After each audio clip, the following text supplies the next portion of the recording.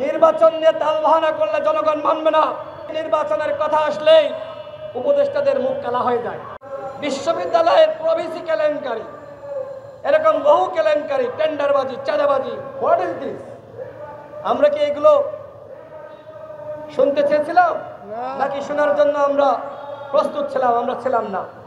আমরা মনে করেছিলাম ওরা আবাবিল পাখি, ওরা নেতৃত্ব দিয়েছে, ওদেরকে দেবতার মতন শ্রদ্ধা জানাতে হবে, কিন্তু সেই জায়গাটা তারা ধরে রাখতে পারে নাই। দুঃখ হয়, আফসোস লাগে। আমি তাদেরকে বলবো এখনো সময় আছে, এগুলো বন্ধ করেন, এগুলো বন্ধ করে জনগণের কল্যাণে কাজ করেন। এইবার যদি আমরা নতুন বাংলাদেশ গঠন করতে না পারি, তাহলে আর কোনোদিন আমরা এই বাংলাদেশকে, এদেশের জনগণকে আমরা গঠন করতে পারবো না। এইবার আমাদের হাতে শেষ সুযোগ, এই সুযোগ আমাদের কাজে লাগাতে হবে। গণ অধিকার পরিষদের পক্ষ থেকে আমরা বলেছি, আমরা চাই গণহত্যার বিচার, আমাদের 1 নম্বর দাবি। 2 নম্বর দাবি হলো প্রয়োজনীয় রাষ্ট্র সংস্কার, প্রয়োজনীয় রাষ্ট্র সংস্কার। 3 নম্বর দাবি হলো নির্বাচনী রোডম্যাপ।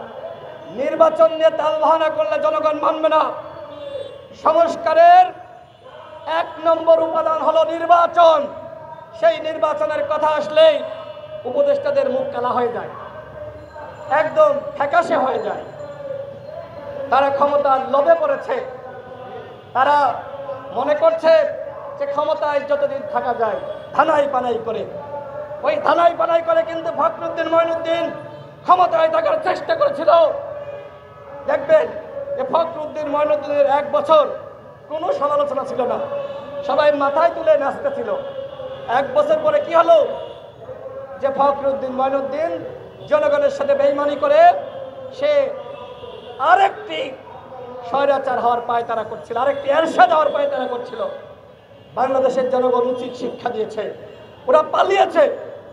সুতরাং এই উপদেষ্টা পরিষদের যারা আওয়ামী লীগের পুনর্বাসন করতে চান, তারা ফখরুদ্দিন মঈনুদ্দিনকে দেখে শিক্ষা নেন। ক্ষমতা কখনোই কুক্ষিগত করে ধরে রাখা যায় না, শেখ হাসিনার কাছ থেকে শিক্ষা নেন। পাশাপাশি বাংলাদেশের যে অন্যান্য রাজনৈতিক দল, বিএনপি, জামাত, গণ অধিকার পরিষদ, ইসলামিক দল, জামাত ইসলাম, ইসলামী আন্দোলন বাংলাদেশ সহ বাংলাদেশের সমস্ত ইসলামিক দল, বাম প্রগতিশীল শক্তি, তাদের নেতাকর্মীদের প্রতি আমার আহ্বান থাকবে, আওয়ামী লীগকে দেখে শিক্ষা নেন। আজকে আপনাদের অনেকের বিরুদ্ধে গ্রামে গঞ্জে পাড়া মহল্লায় চাঁদাবাজি, দখলদারিত্বের অভিযোগ।